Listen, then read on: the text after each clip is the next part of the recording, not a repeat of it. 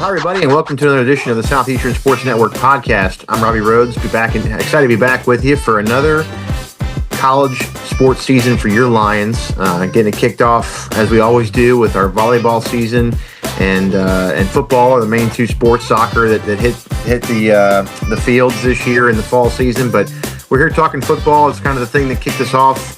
This week, we had Southland Conference Media Days. We'll cover all that. We'll start talking about this team, the season, a lot of things going on at SLU, not only with the athletic programs, but with the development of the athletic the building that's coming, and many more things going on campus right now, which are making Southeastern, I think, on the rise in the ranks of college football or college athletics in the state of Louisiana. Happy with you today, along with the voice of the Lions, Mark Willoughby and Alan Waddell. Guys, good to be back with you. Hope you all had great summers.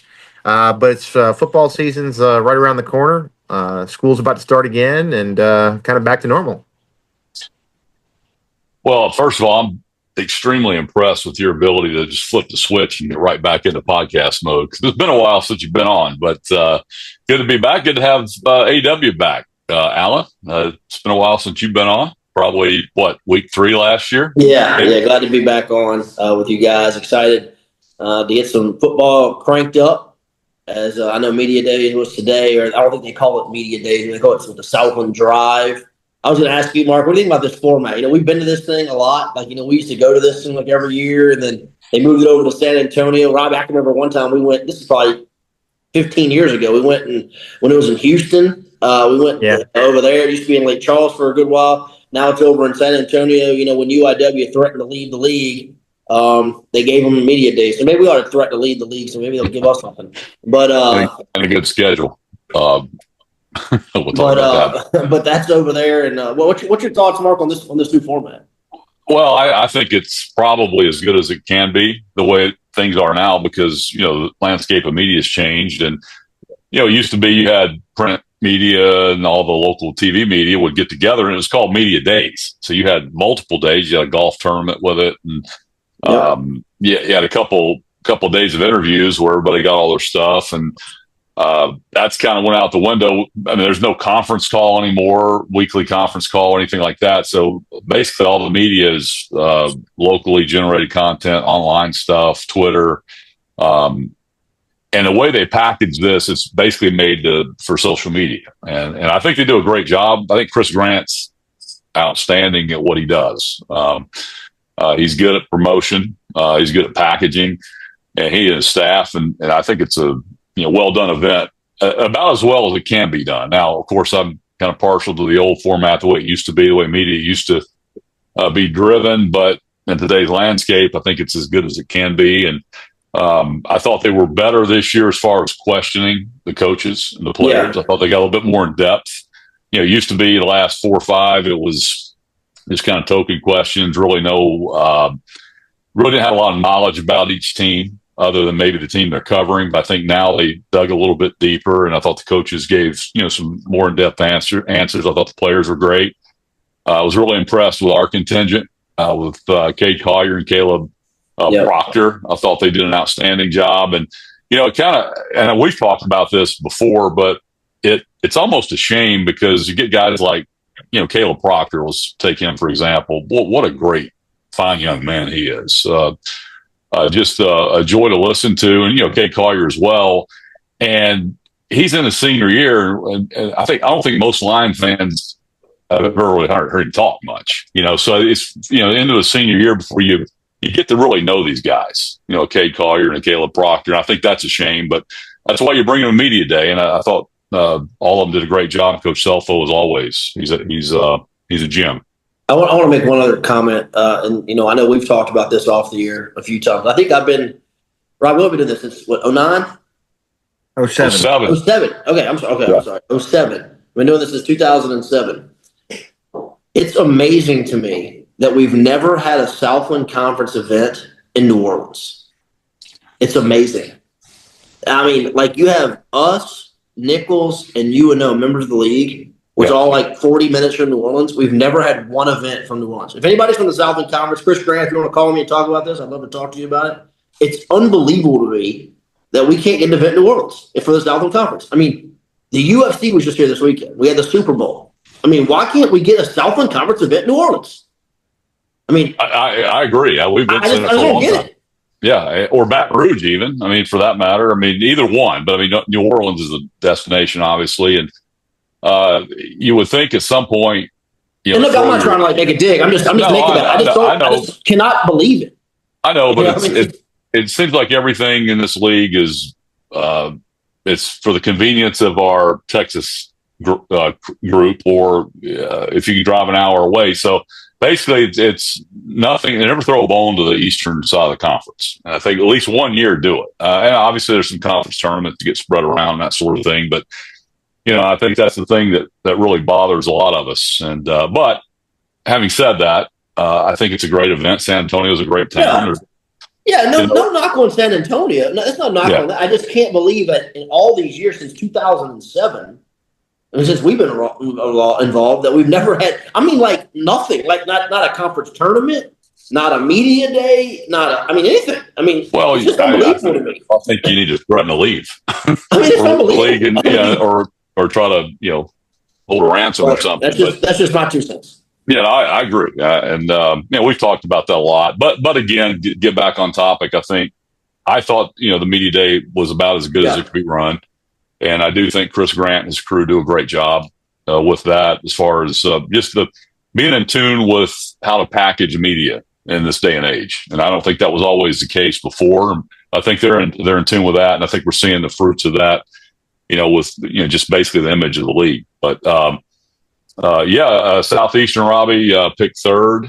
I think that's about where most of us thought we would be picked. And we finished second last year, 7-1. Bring back almost everybody on defense. Not everybody on defense, but bring back a ton of talent on defense. Brought in some talent, brought back some talent. And I think this has got a chance to be one of the best Southeastern defensive football teams, and probably since 2014, 2015, certainly under Frank Selfo. I think and continuity at coordinator. I mean, you're going into another year. Well, Bill Datavio, yeah, exactly. This is his 4th year as a defense coordinator, and that hasn't happened here ever. You think about it, Mark. We had a period there under Coach Selfo where it seemed like we had a new No, it didn't seem that way. It was the truth. We had a new defensive coordinator every year, and that's right. Now we've gotten some continuity, and a guy like Caleb Proctor, who's been here, that you don't see a lot of this anymore, where a guy comes in as a freshman and has worked his way through. But I mean, he knows his defense inside and out. I mean, he's been in the same system. And look, I think any of us that's played, athletics, that's important. And to not have different, because it's not just scheme and style; it's terminology. It's a different language, and being under the continuity, I think that's certainly a really good thing. And now you're going into a year where you have all these returners back you have a lot of returners back on offense as well, but now you're going to have, the same offensive coordinator back-to-back years and the same defensive coordinator now for 4 years. So you would think that bodes well for some success. Yeah. And I agree. Again, we don't know what's going to happen. We don't have a crystal ball, but I wouldn't say it's the toughest schedule Southeastern's had, but you got 2 FBS right out of the chute, and you're backloaded, where you have to go to Lamar, UIW, and then come back on 5 days to play your conference rival in Nichols to end the season. So that's a gauntlet right at the end. But this team has a chance just because of the way it's constructed. You got a lot of high school kids that have signed that have been here for 4 and 5 years. There's 25 seniors on this roster. A lot of 5th or 4th year juniors on this roster, guys that have been in this program, coordinators that have been here. It's a player. Caleb Proctor mentioned it in the interview today. This is a player-driven defense. It's a player-driven team. They have a lot of leadership on this ball club, and I mean, again, like I said, I can't guarantee anything, but this team is about as poised to win as any we've had in a long time. Where you look at it and go, I feel really good about all 3 phases. I feel good about special teams. You got an All-American kicker coming in who's probably better than what you lost, who was really good, by the way, who just was named the All-Sun Belt preseason team at Old Dominion, Riley Callahan, who left. Now you bring in Guillermo Garcia Rodriguez, and then, of course, you got Alec Mahler back. You've got basically all the guys that run down on special teams. I mean, this is, again, offense, defense, special teams, coordinators coming back, continuity of coaching staff. I feel as confident about this team as I ever have. Yeah, and Mark, you look at the standings of how it came out today, and I think they probably got it right preseason. I mean, just SFA was picked 2 by 1 vote. I mean, they got the quarterback coming back. I mean, I think that's the only one.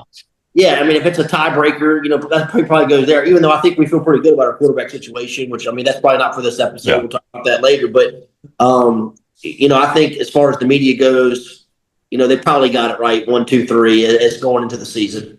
Yeah, I would have. I don't think it's going to play out that way, but I'm talking about just how you would rank them out for last year's team. I think this team has a chance to win the league and make the playoffs. Now, it's going to be tough.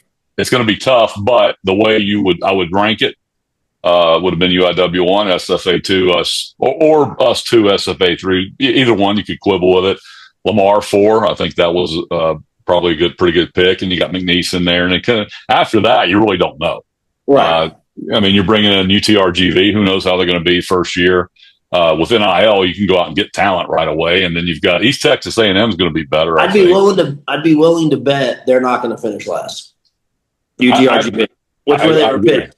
I agree. I think they're going to hit the ground running and make a dent. I think they got a winnable schedule early on. First of all, that's going to be a tough trip for a lot of people. You got to go down there.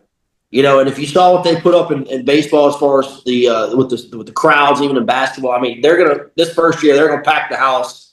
It's gonna be a tough atmosphere. Thank goodness they're coming up here. They're going to be on the scene early, and again, I don't know if it is all the way early this year, but I think within 2 or 3 years you're going to see them making noise and competing. And then of course, McNeese is going to be better. You bring Matt Viator back. He's been a winner everywhere. I mean, he's been basically a lifer at McNeese, but they haven't been the same since he's been gone. No, and they haven't been in the playoffs since he was gone, and certainly haven't won a playoff game. Of course, they haven't won a playoff game since 2002. But he's going to bring back, obviously the continuity. The fans love him. He left on good terms before, comes back on good terms, so they're going to be better right off the bat, and they're going to spend money.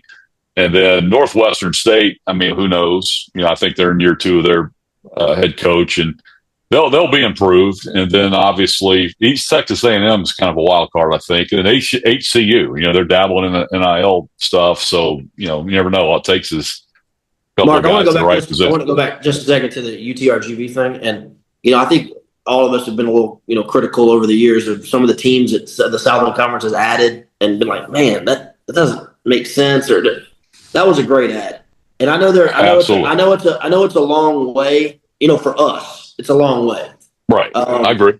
But man, I think they just instantaneously came into the league and added some more validity to the league.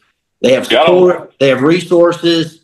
They do their social media presence is good. Their fan base is good. I just think I want to give Commissioner Grant and the Southern Conference they got that one right, and that was a great add to the league.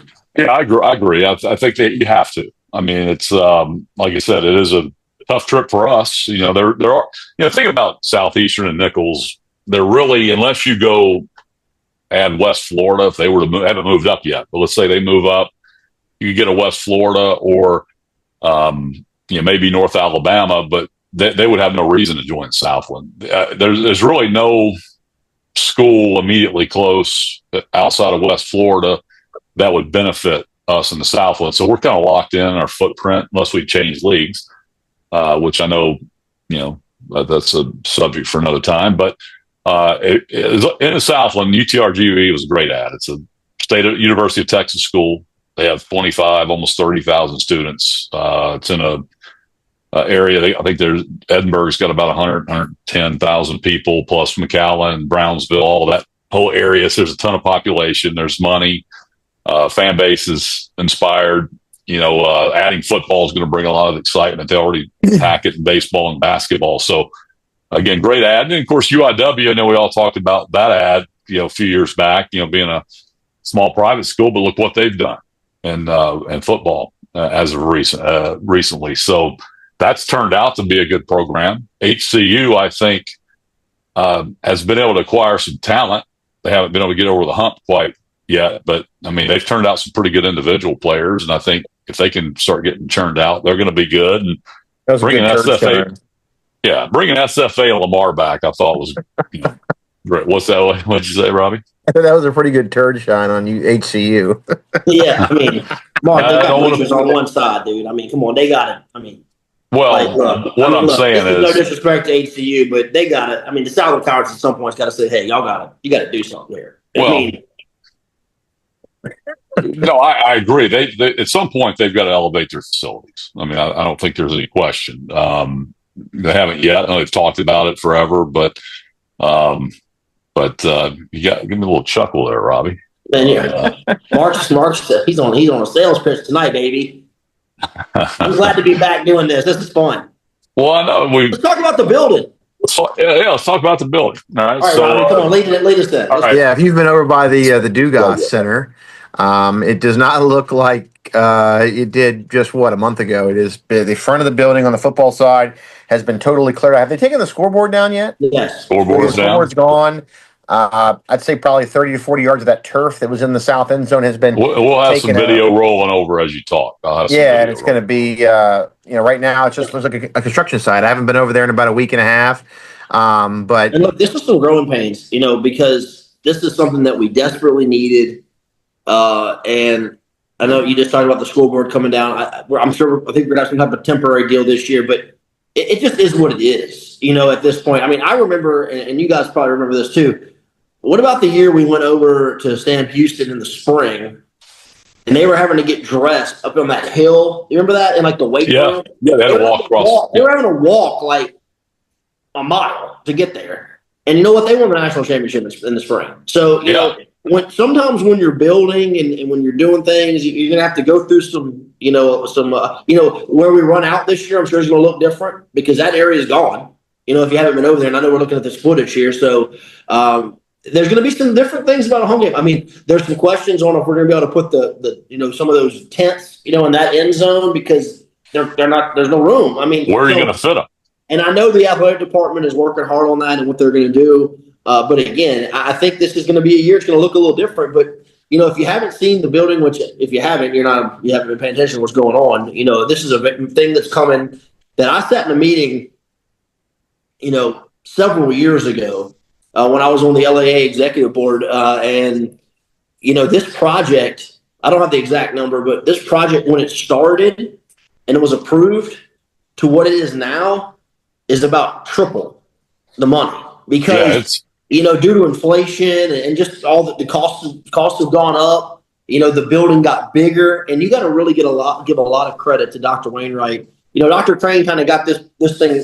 This is how long this has been going on. Dr. Crane got the ball rolling, but this project was, it wasn't a little bit of, is it going to happen? Because of the money got so as big. Recently as May. Yeah, I mean, like or late April. And Dr. Wainwright, dug his heels in and made this happen for our university. And we want to thank our legislators and all that helped push it through as well.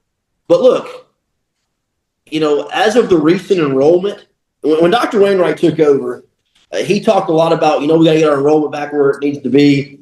As our recent enrollment numbers, Southeastern is now the second largest school in Louisiana. We passed UL Lafayette. So, if I can think back to, y'all are going to know where I'm going with this. You're going to think back to a quote of Ron Roberts. This was years ago. Third largest school in the state, Louisiana.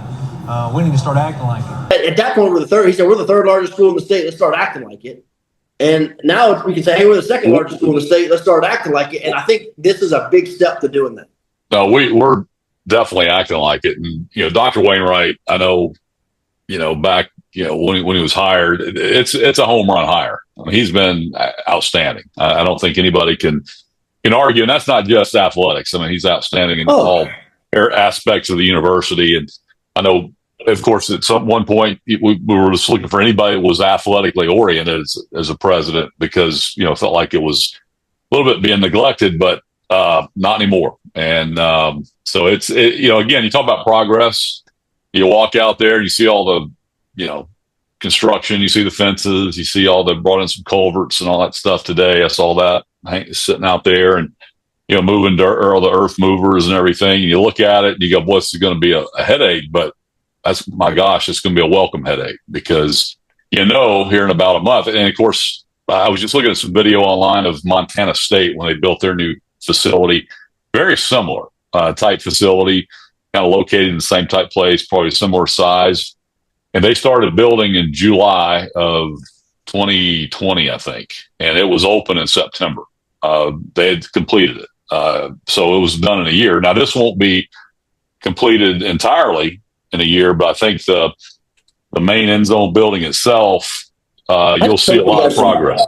I just hope we have some structure on the, something up out the ground when the season starts, just so our fans can really see a footprint of what's going on. Yeah, if you compare it to that Montana State build, just on a timeline, you start seeing stuff go up in a couple months. Going north or going, straight up in the air. And, again, I don't know when it's going to be finished. I know you can't compare, it's apples and oranges as far as, climate and topography and all that. And, as far as the timeline, but I think fans are going to start seeing something fairly soon. By September, October, you should start seeing something, pretty substantial, I think. And Mark, I want Robbie to talk about this too, talking about buildings. And we had a chance, Robbie and myself, to go over last week and tour the new Robin Roberts Broadcast Center, the old D. Vickers. Right. Man, let me tell you something. We already had a really good, TV and broadcast program here at Southeastern. It's about to explode. And I think it's going to really help, and I want Robbie to talk about this here in just a second, but this is an unbelievable facility. I mean, unbelievable. $30 million. It's unbelievable what's going on campus. And that's another project, again, Dr. Wainwright, Robin Roberts, the legislature. Robbie, your thoughts on what we walked through the other day? Yeah, extremely impressive. The size and the scope of the building was I used to go to take a lot of classes in D. Vickers there, 18 years ago, and just being someone who worked at KSLU as a student, be it someone who worked at the Southeastern Channel as a student, what the new student body, what the staff at the Southeastern Channel is going to have to work with now, maybe Syracuse and some of these places up in the Northeast, Ithaca, these big time journalism schools. I don't know what they have, but it could be similar. But it's hard for me to fathom anybody in the Southeast having a facility like being built for the Southeastern Channel in the bottom of the Robin Roberts facility. And, multiple studios, podcast suites, audio. KSLU will have a presence over there. Just an immense facility, a well done facility. And,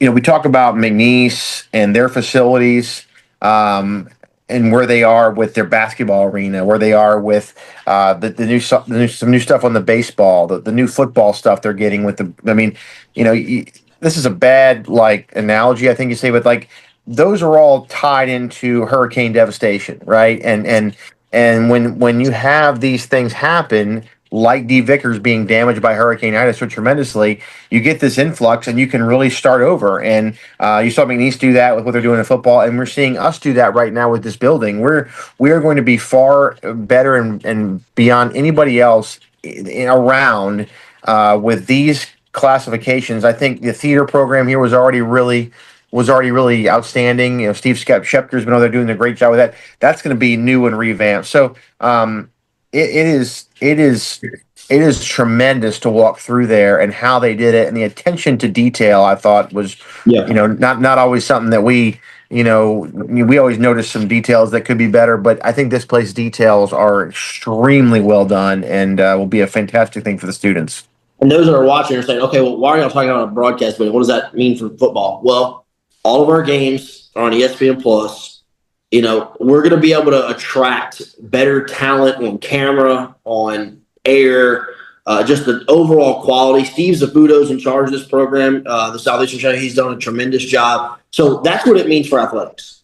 It's exposure. Not just an athletics thing, but for athletics, the quality of student that you're going to attract now that's going to be putting our players, our coaches, the product on television every game is about to go through the roof.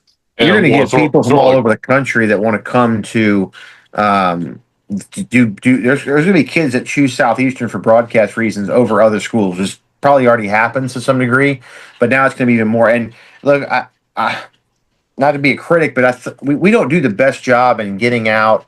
Mark talked about the interviews with players and seeing their and hearing from players. We don't do the best job with that. We talked about that before. When you have an avenue like this, these are just more students, more people that are going to be in situations to ask questions that's going to get on YouTube, get on Facebook, get out there for people to see and hear from athletes. You know, a feature story done by a student on a Southeastern women's tennis player. I'm just being broad, right? But like these little things, these kids are going to want to come in here and make impacts to get noticed, to get jobs, and get out of here and put content out. That's only going to benefit. The easiest way to do that, and Steve Zafulis talked about it, is to use what's right in front of you. And that's the athletes on the campus. And the main reason we're talking about it because it is something exciting for the school, but it's also, I think, you're going to hear and see more Southeastern athletic audio and video than you maybe have in the past because of what's being built on the campus through the communications department in this new facility. Well, it's all part of telling a story, and we have to tell our story better. And this is one way to do it. And throw a plug to Alan with your scholarship also that you're giving. Let's talk about that real quick. I don't think we've talked about that on the pod. Yeah, I don't think anybody that knows my story doesn't know that, Southeastern's been very important to me. And, I met some really good friends doing this, and I worked at the Southeastern channel, and Steve Zafuto was there when I was there. And I've always, anytime he's come and said, hey, let's do this, let's do that, try to support them. And he's helped me in some of my personal ventures as well with and some other things. And he came to me with this idea and said, hey, what about if we did a scholarship to help promote and bring in students from the criteria is they have to be a high school graduate from a North Shore school. So what we consider the North Shore is Tangelo Parish, Washington Parish, St. Tammany Parish, and we go to Livingston Parish as well. I think up to St. Helena Parish as well. Yeah, St. Helena Parish as well. And we're going to open the scholarship every year. And it was a young lady this year out of Salmon High School in Slidell. They have the criteria is they have to come to Southeastern and major in sports broadcast. And if they do that, they're going to qualify for a monetary scholarship that we're going to do every year. And as part of that, if they get awarded the scholarship as well, they're going to automatically get an internship at the Southeastern channel as well. So that was just our way of saying, hey, and my way and my family's way of saying, hey, look, this Southeastern is important to me. It's helped me be who I am today, and I hope that we can bring in more talent. And I want it to be local people, bring them, attract them to here, get them involved. And look, we agreed to this before I even knew about this building. I feel like I kind of got out ahead of this, to be honest with you, because this building is really going to attract some really good candidates as we hope moving forward. Well, I just wanted to point that out because I know a lot of folks talk about giving back, and I think kudos to you and your family for doing that. That means a lot, and I know it's going to help a lot of young people moving forward. Well, the thing that I want to hit on as well, guys, tonight is you look at football coming back into play and the excitement that builds around it. We had the one in Hammond this past week. The coaches' caravans are kind of going right now, and depending on where you're watching this and where you live, even if you missed the one in Hammond, there's others that are in drivable distance. So you can go online, sports.net, and look that up. They're great avenues to get up close and personal with different coaches and hear what's going on. Our athletic director, J.R. Teagues, attends them. It's just a good thing to stay involved with, and they're going to be amply available for fans over the next few weeks. Yeah, the caravans have been going on forever. And again, you said it's a great way to get up close and personal, get to meet coaches and get answers to your questions because you got a chance to ask while they're there. And, again, still a couple more left, I think. Is that right? Well, another thing that was just launched too is, I feel like we've been beating this NIL drum for a couple of years now. This is a big one. Because they've moved it now under athletics. So it has come in house. The collective is now in house. I mean, Yeah, let's talk about back up real quick. First of all, what's happened? Yeah, the NCAA the House settlement, U.S. House. Basically, the settlement, which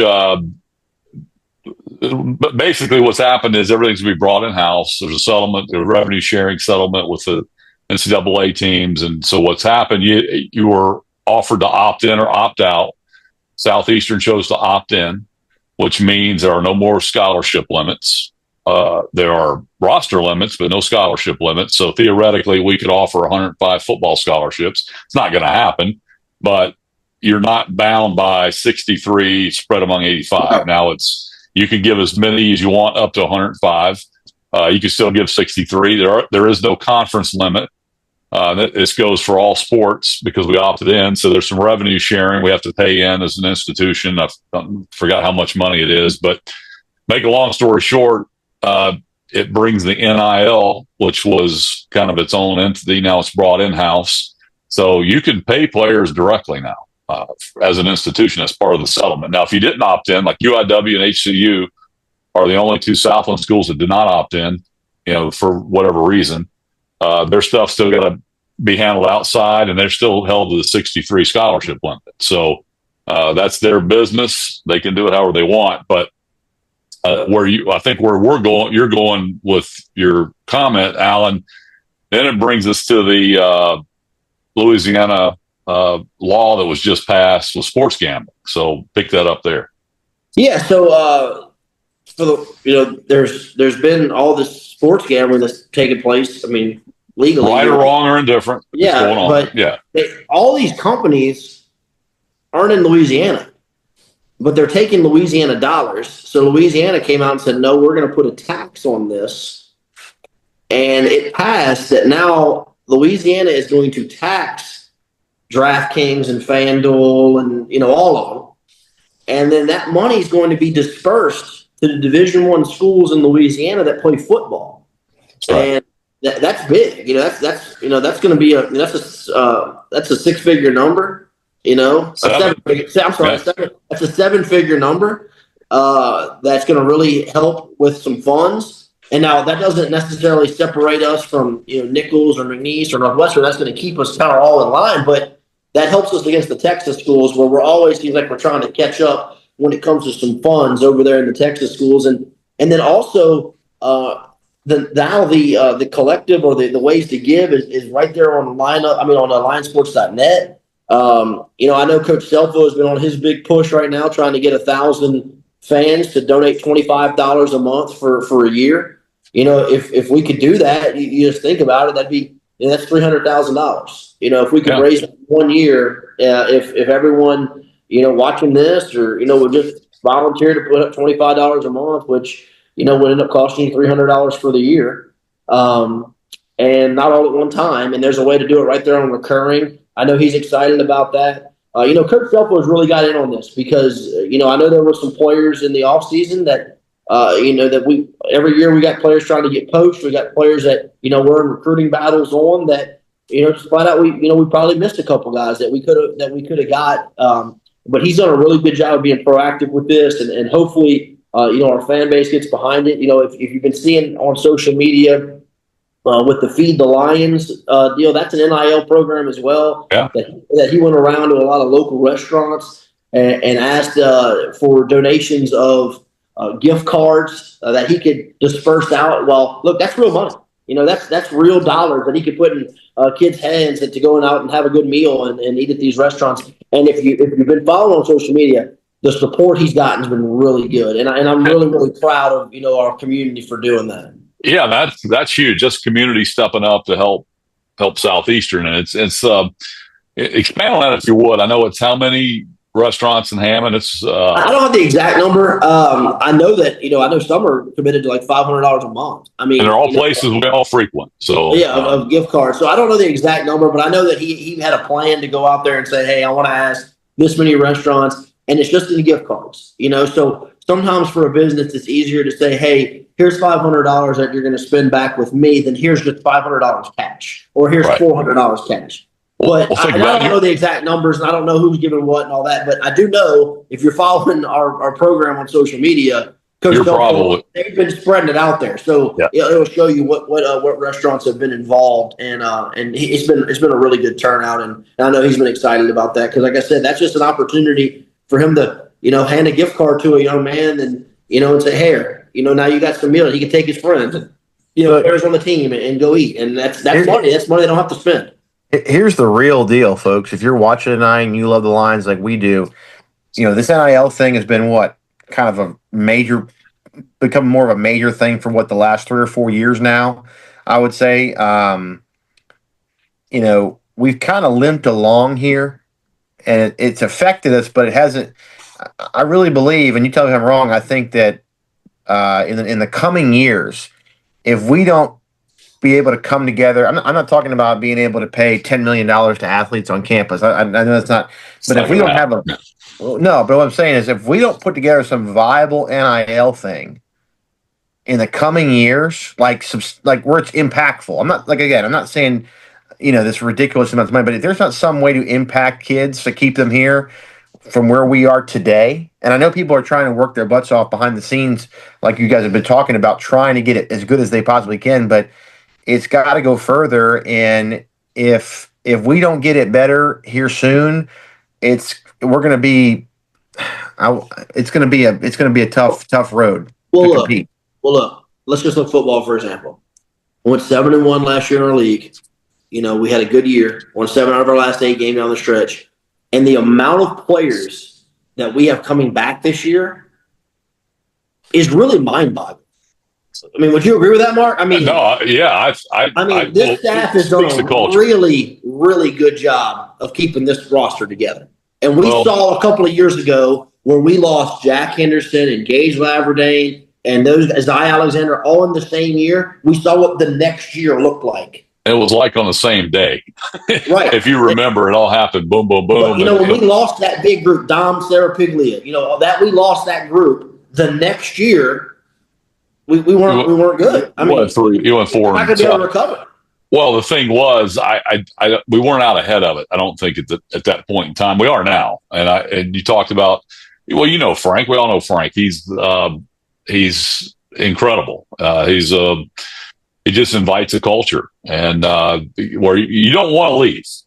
Now, you may, as a business decision, make the decision to leave, but this picture behind me. Both of those young guys had a chance to leave, and for some substantial money too, and they're still here, and they're here for a reason. They're here because the coaching staff has a tremendous culture that we've talked about a ton, and it is mind-boggling that we have as many seniors who have been here since high school. And it's not like we're just accumulating a senior that's a grad transfer. And they're good players. Exactly. Well, think about. Well, no, I'll throw one at you. How many guys leave and come back that are good players?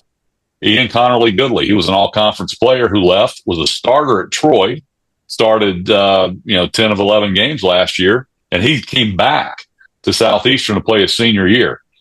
When does that ever happen? So I think that's the undertold story of this whole thing.